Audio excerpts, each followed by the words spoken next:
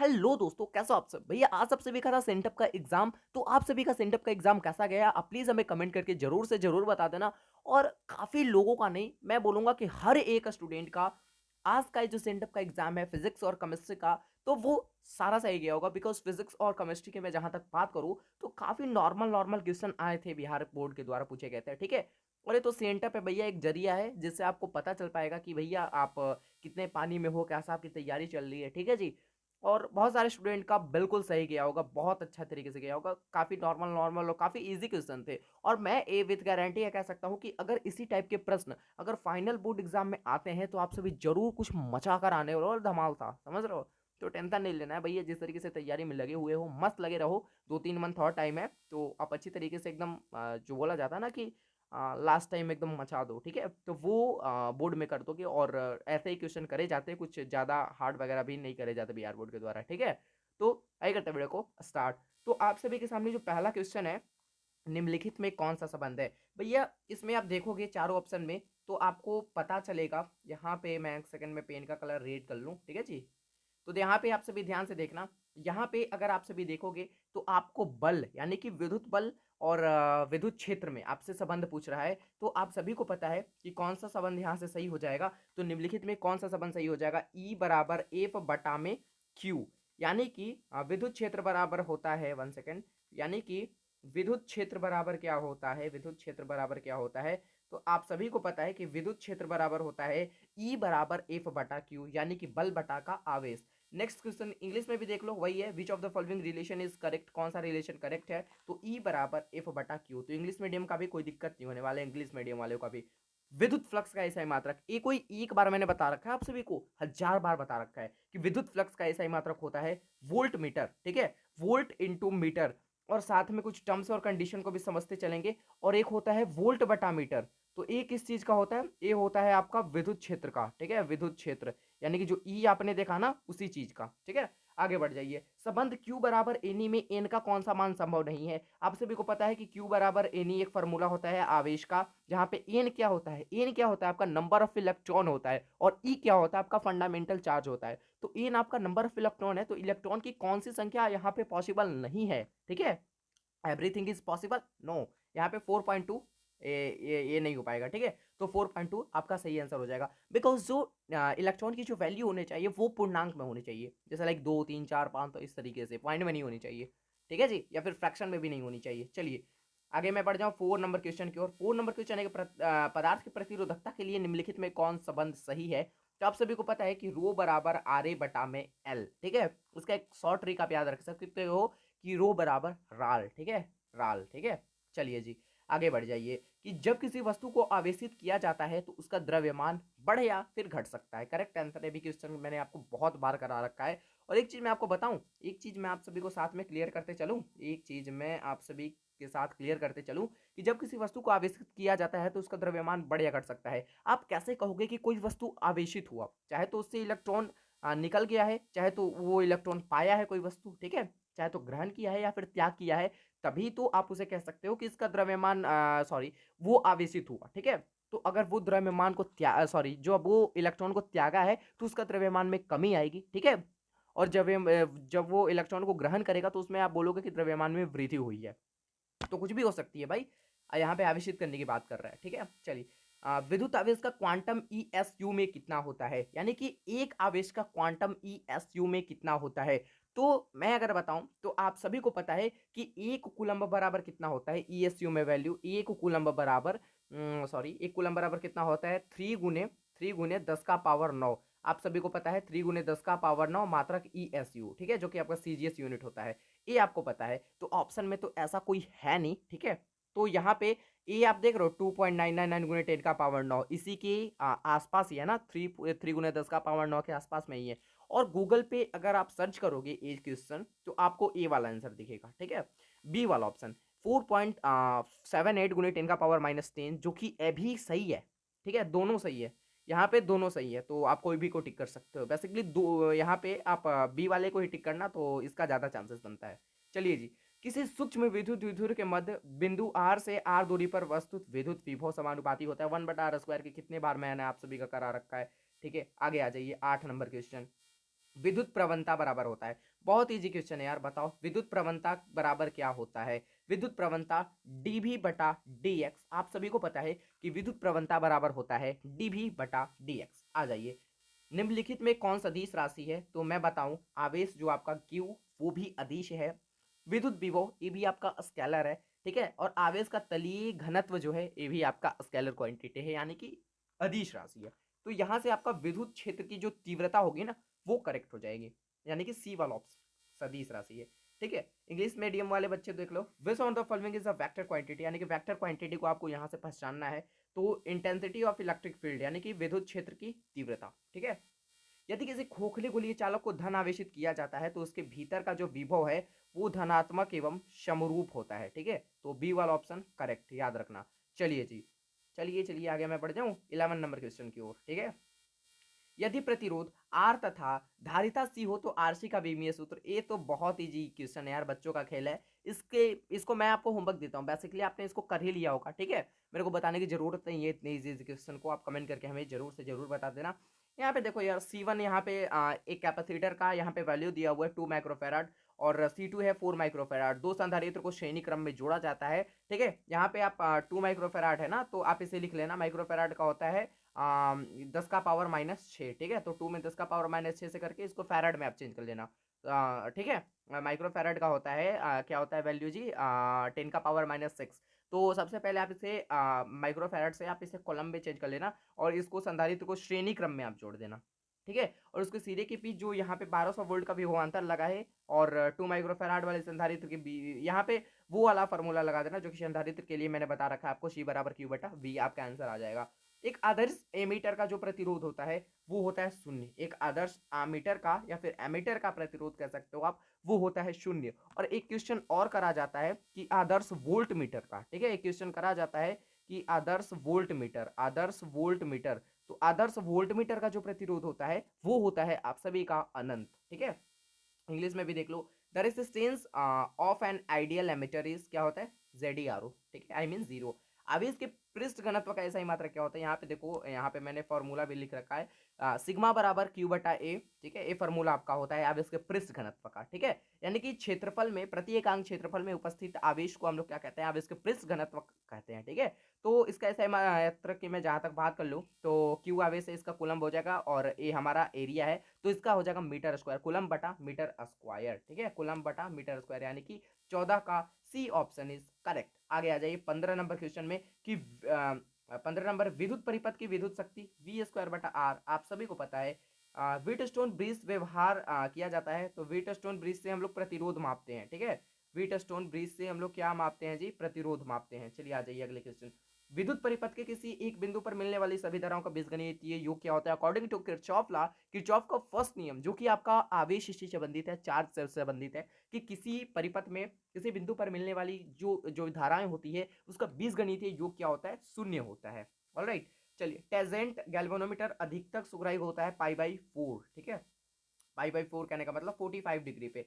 आ जाइए जी, इसे चालक के संवहन वेग VD तथा आरोपित विद्युत क्षेत्र E के बीच संबंध है। मैंने यहाँ पे लिख रखा है कि VD और सॉरी VD यानी कि जो आपका क्या होता है, VD क्या होता है आपका अनुगमन वेग होता है, ड्रिफ्ट वेलोसिटी, ठीक है। ये इसे आप अपवाह वेग भी आप कहते हो, ठीक है।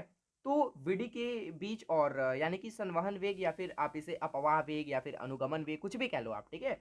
और विद्युत क्षेत्र E के बीच क्या संबंध होता है, तो इसके बीच संबंध होता है E बराबर एनीए VD, यानी कि आपको यहाँ से क्या पता चल रहा है कि जो विद्युत क्षेत्र है वो समानुपाती है, आपके विद्युत क्षेत्र है ये समानुपाती है VD के, यानी कि संवहन वेग के, या फिर अनुगमन वेग भी आप कह सकते हो, ठीक है। नाम ही होता है यार, अनुगमन वेग, संवहन वेग, अपवाह वेग, ठीक है। इंग्लिश में ड्रिफ्ट वेलोसिटी कहते हैं, कोई दिक्कत नहीं। तो ई समानुपाती VD, या फिर VD समानुपाती ई कह लो, तो बी वाला ऑप्शन इज करेक्ट। इंग्लिश में आप देख लो, the relation between the drift velocity VD and applied electric field और E of a conductor is VD समानुपाती ई हो जाएगा।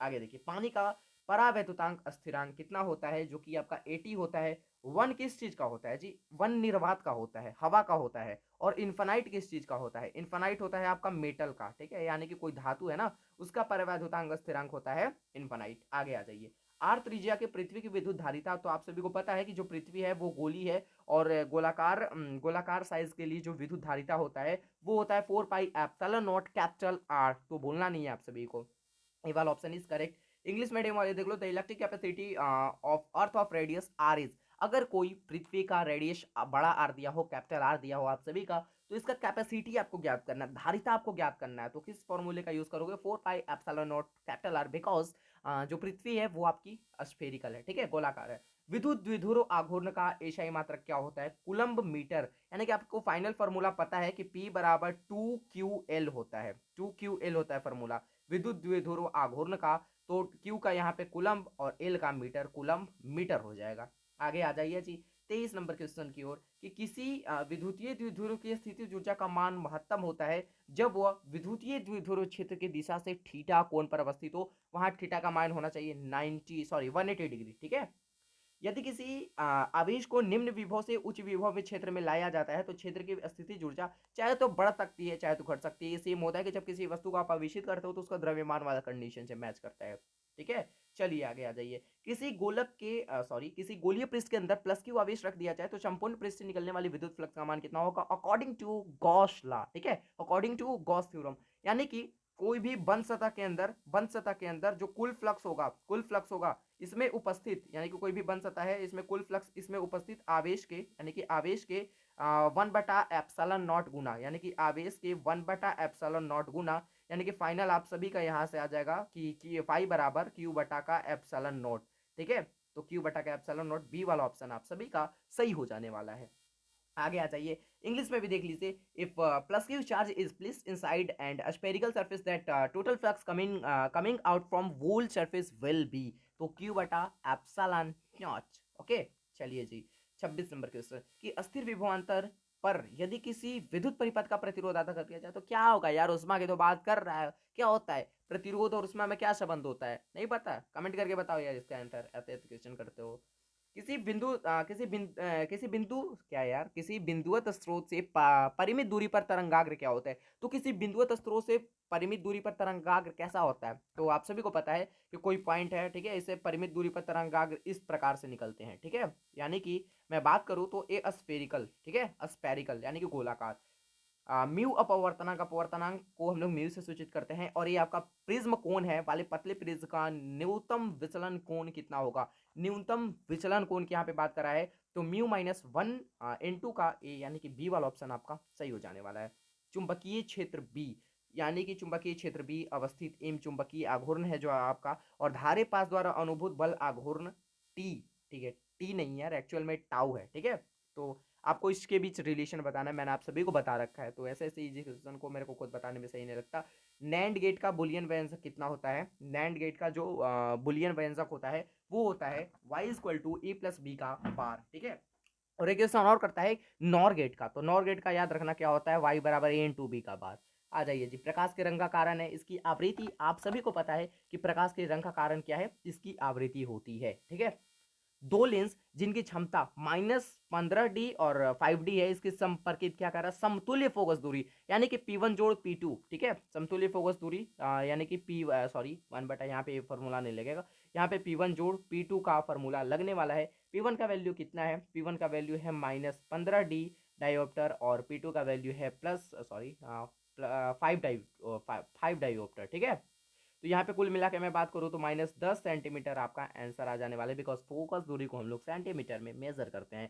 ताप बढ़ने से अर्धचालक का विशेष प्रतिरोध घटता है, और अगर कोई चालक है, कोई चालक तार है, ठीक है, चालक तार है, तो उसमें अगर आप हिट बढ़ाओगे, अगर उसमें आप हिट को बढ़ाते हो तो आपका रेसिस्टेंस भी बढ़ेगा, लेकिन अर्धचालक के लिए ये गलत कॉन्सेप्ट साबित हो जाता है। अगर तुम ताप को बढ़ाओगे तो प्रतिरोध घटेगा, ठीक है। चलिए जी आगे आ जाइए 34 नंबर क्वेश्चन की ओर, कि एक संयुक्त सूक्ष्मदर्शी यानी कि एक माइक्रोस्कोप का कब यूज करते हो। कोई भी छोटे छोटे पदार्थ होते हैं उनको आप देखने के लिए, जिन्हें आग से देख पाना संभव नहीं होता है, तो उसके लिए आप माइक्रोस्कोप का यूज करते हो। उसमें कैसा प्रतिबिंब बनता है, बड़ा प्रतिबिंब बनता है, यानी कि कोई भी छोटे वस्तु का बड़ा प्रतिबिंब दिखाई देता है, और वो कैसा, वास्तविक दिखाई देता है, तो वास्तविक एवं बड़ा, ठीक है। एक उत्तल लेंस को अगर आप एक ऐसे द्रव में डुबा देते हो जिसका अपवर्तनांक लेंस के पदार्थ के अपवर्तनांक के बराबर है, तो ये क्वेश्चन को मैं हजारों बार मैं आप सभी को रिपीट करा चुका हूं, बार बार फिजिक्स का ऑब्जेक्टिव में क्वेश्चन मैं आप सभी का डालता था कि अनंत होगी, और ये भी मैं आप सभी को बताता था, ये क्वेश्चन बहुत वीवीआई 10th में भी आया है बहुत बार, 12th में भी बहुत बार आ चुका है। तो इसलिए मैं इस क्वेश्चन को बार-बार वीवीआई बताता था और देख लो सेंटअप में भी ये क्वेश्चन कर दिया है, तो विथ गारंटेड है यार कि फाइनल बोर्ड एग्ज़ाम में भी आने की काफ़ी ज़्यादा इसकी संभावना है। और मैं आपको बता दूँ, कुछ क्वेश्चन्स ऐसे होते हैं जो कि सेंटअप एग्ज़ाम वाला ही फाइनल बोर्ड एग्ज़ाम में लड़ जाता है। आपने 10th में देखा था ना, उसी तरीके से ये जितने भी सेंटअप में क्वेश्चन करे गए हैं हर एक सब्जेक्ट के, ठीक है? मैं तो हर एक सब्जेक्ट का आंसर की करा ही दूँगा आप सभी का, फिज़िक्स और हर एक सब्जेक्ट का मैं बोलूँ तो, ठीक है? सब्जेक्टिव प्लस ऑब्जेक्टिव का बहुत सारे लोग ऑब्जेक्टिव का करा के सब्जेक्टिव का छोड़ देते हैं। उनको घंटा फ़र्क नहीं है कि बच्चा पढ़े या फिर नहीं, बिल्कुल नहीं यार, मैं वैसा नहीं करूँगा, मैं सब्जेक्टिव का भी मैं आप सभी को कराऊँगा, ठीक है जी? चलिए जी। पृथ्वी के चुंबकीय क्षेत्र BH और चुंबकीय सुई के दोलन की आवृत्ति N हो, तो इसके बीच का रिलेशन पता है। भैया कितने बार मैं आपको बताऊँ, शर्मिंदगी होती है यार ऐसे-ऐसे क्वेश्चन को मेरे को बताने में। आगे बढ़ जाइए, आगे आ जाइए। सामान्य समायोजन के लिए खगोलीय दूरदर्शक की आवर्धन क्षमता क्या होती है? -FO बटा FE। सूर्य की प्रकाश का स्पेक्ट्रम क्या होता है? सूर्य का प्रकाश का स्पेक्ट्रम आप सभी ने पढ़ रखा है, त्रिभुज वाला। सतत स्पेक्ट्रम होता है, ठीक है? यानी कि श्वेत प्रकाश होता है। जितने समय में किसी रेडियो सक्रिय पदार्थ का परिमाण अपने प्रारंभिक मान से आधा हो जाता है, उसे अर्धायु कहते हैं। ये आपको अर्धायु पढ़ने को मिलेगा नाभिक चैप्टर में, ठीक है? न्यूक्लियर न्यूक्लियर चैप्टर में। और न्यूक्लियर चैप्टर को मैं वन शॉट करने की सोच रहा हूँ, लाने की सोच रहा हूँ, जो कि मैं शायद 5 नवंबर से पहले ही मैं अपलोड कर दूँ इसका, ठीक है? और एक छोटी सी न्यूमेरिकल है यार, धारा है कितना आपका I बराबर 5 cos ओमेगा टी एम्पियर तथा वोल्ट था, आपका वोल्ट का भी वैल्यू दे दिया, परिपथ में शक्ति के मान निकाल दो रे मेरे भाई। कितना इजी इजी क्वेश्चन किया है बिहार बोर्ड इस बार, तो न्यूमेरिकल भी बहुत कम डाला इस बार, ठीक है? चुंबकीय प्रेरण का मात्रक वेबर बटा मीटर स्क्वायर। तप्त तार आमीटर मापता है प्रत्यावर्ती धारा का मूल औसत वर्ग धारा, जिसे आप RMS भी कहते हो। RMS करंट कहने का मतलब इसका फुल फॉर्म देख लो, root mean square current, RMS current, ठीक है? शॉर्ट में से आप कहते हैं यार, शॉर्ट में आर एम एस करंट, ठीक है? RMS current.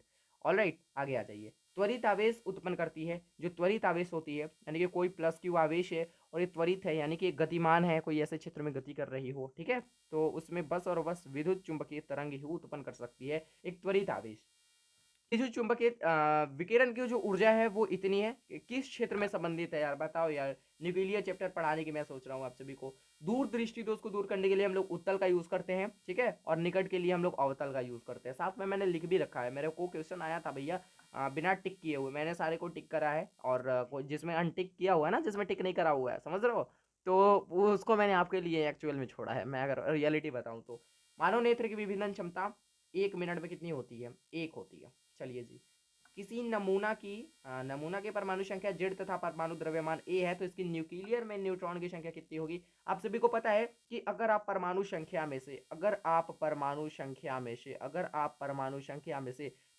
द्रव्यमान को घटा देते हो, अगर आप परमाणु संख्या में से परमाणु द्रव्यमान को घटा देते हो, तो A-Z, तो आपका न्यूट्रॉनो नंबर ऑफ न्यूट्रॉन, ठीक है? नंबर ऑफ न्यूट्रॉन की संख्या जो है वो मिल जाएगी। सॉरी सॉरी सॉरी सॉरी, थोड़ी सी इशू आ जाएगी टेक्निकल, ठीक है? चलिए कोई दिक्कत नहीं है, तो समझ गए चीजें।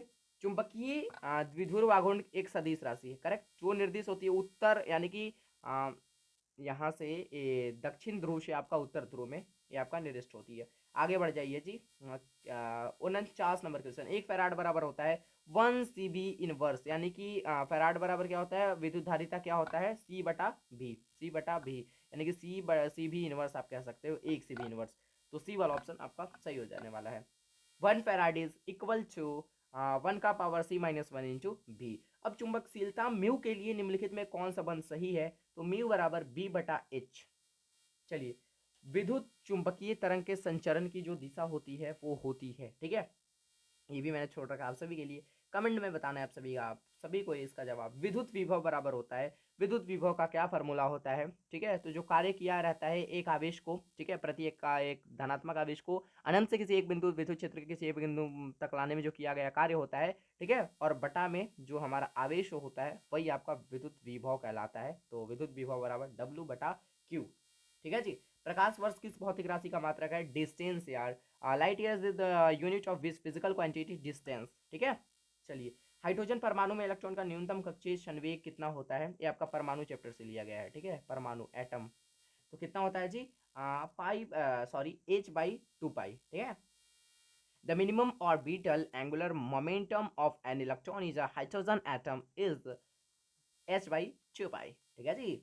प्रकाश का व्यतिकरण निम्नलिखित में किस भौतिक राशि के पूर्ण वितरण के कारण होता है? आवृत्ति का पूर्ण वितरण होता है, तो ये आपका प्रकाश का व्यतिकरण, ठीक है, प्रकाश का व्यतिकरण आप सभी का कहलाता है। आगे आ जाइए 56 नंबर क्वेश्चन की बोर का आवृत्ति शर्त क्या होता है? तो E1 माइनस E2 बराबर HV। आगे बढ़ जाइए जी। प्रकाश में साबुन का बुलबुला रंगीन प्रतीत होता है, ठीक है, तो ये व्यतिकरण के कारण प्रतीत होता है। The soap bubble appears coloured in light due to क्या होता है? स्कैटरिंग, ठीक है, स्कैटरिंग, सॉरी स्कैटरिंग का तो प्रकीर्णन हो जाएगा ना, यहाँ पे क्या होगा? इंटरफ्रेंस, ठीक है, व्यतिकरण। आगे आ जाइए। प्रकाश की किरण जब एक माध्यम से दूसरे माध्यम में क्या होती है? मुड़ जाती है, ठीक है, प्रकाश की कोई किरण आ रही है, अब यहाँ से किरण आने के बाद यहाँ से अभिलंब से चाहे तो दूर हट जाएगी या फिर ऐसे हो जाएगी, तो ये जो क्रिया होती है वो आपकी अपवर्तन की क्रिया कहलाती है, ठीक है, आप 10 से ही पढ़ते आ रहे हो कि प्रकाश एक माध्यम से दूसरे माध्यम में जाने पे मुड़ने की जो प्रक्रिया होती है वो आपका अपवर्तन कहलाता है। आगे बढ़ जाइए जी। नाभिकीय अभिक्रिया में संरक्षित भौतिक राशियाँ क्या होती है? तो आपका रेखीय संवेग भी संरक्षित होता है, ठीक है, लीनियर मोमेंटम भी, एंगुलर मोमेंटम भी और टोटल चार्ज भी, यानी कि ऑल ऑफ दिस। आगे आ जाइए। प्रकाश तंतु संचार निम्नलिखित में किस घटना पर आधारित होता है? टोटल इंटरनल रिफ्लेक्शन, यानी कि पूर्ण आंतरिक परावर्तन पे होता है। निम्न में कौन सी किरणें चुंबकीय क्षेत्र के द्वारा विक्षेपित नहीं होती है? तो जो गामा किरणें होती है इस पे कोई प्रभाव नहीं पड़ता उस चीज का। चिंता को मापने के लिए निम्नलिखित में कौन मात्रक सही है? डेसिबल, ठीक है, इंग्लिश में देख लो। Which of the following unit of corrected measure attenuation, जो आपका होगा डेसिमल, ठीक है। आगे आ जाइए। अगला हमारा क्वेश्चन है 63 नंबर के, निम्नलिखित में कौन औसत रंग कहलाता है? तो जो आपका येलो कलर होता है ये आपका औसत रंग कहलाता है। आगे बढ़ जाइए। निम्नलिखित में कोणीय आवृत्ति के लिए कौन सही है? 1/√LC, ठीक है, ये हो जाएगा आपका सही। डायनेमो कार्य सिद्धांत आपका विद्युत चुंबकीय प्रेरण, जिसका खोज किसने करा था? फैराडे ने, माइकल फैराडे ने करा था। आगे आ जाइए जी। प्रत्यावर्ती धारा परिपथ में यहाँ पे धारा का मान कितना है? आई है, ठीक है। वोल्टेज आपका भी है, कलांतर फाई हो तो इसका धारा का मान होता है आई साइन फाई, ठीक है, आई साइन फाई, थीटा रहता तो आई साइन थीटा हो जाता, एक्चुअल में फाई यहाँ पे होना चाहिए, ठीक है। आयाम अधिमिश्रण में अधिमिश्रित सूचनांक कितना होता है? The modulation index in amplitude modulation, ठीक है, तो ये चीज आपको बताना है। तो यहाँ होता है 0 से 1 के बीच, ठीक है, याद रखना। अर्धचालक में विद्युत चालकता का कारण क्या है? अर्धचालक में विद्युत चालकता का कारण क्या है? बहुत easy question. The reason of electric condition is semiconductor is, ये आपको कमेंट में बताना है। प्लांक नियतांक के बीमा पूछ रहा है, ये भी बहुत ज्यादा क्वेश्चन इंपॉर्टेंट है यार, बहुत बार रिपीट हुआ है। Ml2T-1 किसी धातु के तपायनिक उत्सर्जन समानुपाती होता है। ये क्वेश्चन आपको हमें कमेंट करके जरूर बता देना है। तो ये यही थे कुछ टोटल क्वेश्चन आपके 70 ऑब्जेक्टिव फिजिक्स के। तो काफ़ी ज़्यादा यार इजी इजी क्वेश्चन आपके बिहार बोर्ड में करे थे फिजिक्स सब्जेक्ट में। केमिस्ट्री में भी काफ़ी इजी क्वेश्चन थे। तो टेंशन नहीं लेना, सब्जेक्टिव तो और इजी होगा वैसे के लिए, ठीक है। तो टेंशन लेना है, जिस तरीके से आप तैयारी कर रहे हो उसी तरीके से एकदम मज़ेदार तरीके से लगे रहो। और बॉर्डर सॉरी बॉर्डर नहीं है यार, बोर्ड परीक्षा में अच्छा लाने की कुछ ट्राई करते रहो, हमेशा कुछ नया करने की कोशिश करते रहो, यूनिक करने की ट्राई करते रहो, ठीक है जी। और मैं आपके लिए इतना अच्छे अच्छे कंटेंट प्रोवाइड करता हूँ, तो प्लीज़ आप सभी चैनल को सब्सक्राइब कर देंगे एंड बेल नोटिफिकेशन को ऑल कर लेंगे, ताकि हमारी जो भी नए नए वीडियोस है वो सबसे पहले आप तक पहुँच सके।